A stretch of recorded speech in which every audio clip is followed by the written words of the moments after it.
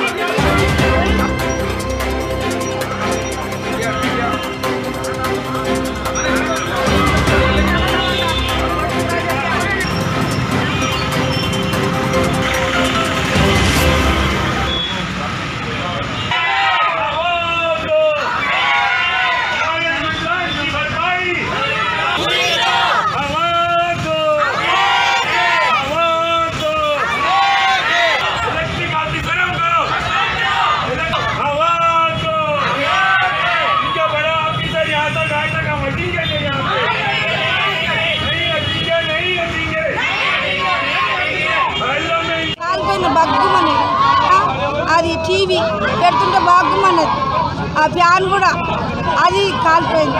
నా కొడుకుది అది ఫోన్ అది కూడా వస్తలేదు, అందుకే వచ్చినది తీసుకొని.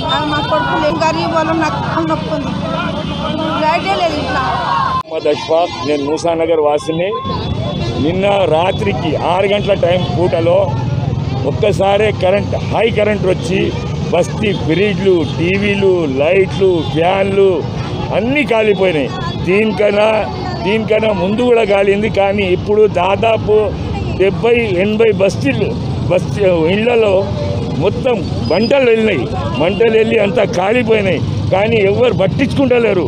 ఎలక్ట్రిక్ వాళ్ళు దీనికి బాధ్యత, ఎవరు బాధ్యత మాకు ఏం లేదు. మాకు వాళ్ళకి అందరికీ ఏం నష్టపరిహారం ఉందో అది ఇవ్వాలి, ఇచ్చేవాళ్ళు అది చేయాలి. లేకుంటే మేము అంతవరకు ఇడికెళ్ళి జరగము.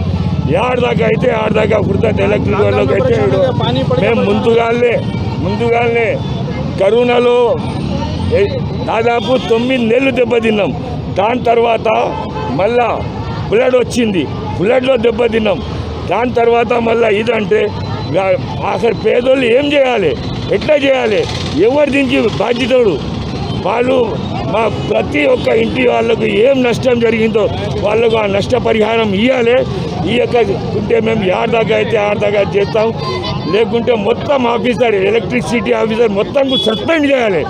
మళ్ళా కలెక్టర్తో, ప్రభుత్వంతో నేను రిక్వెస్ట్ చేస్తున్నాం, మాది ఎంత నష్టపరిహారం ఉందో అంత ఇవ్వాలి. Thank you.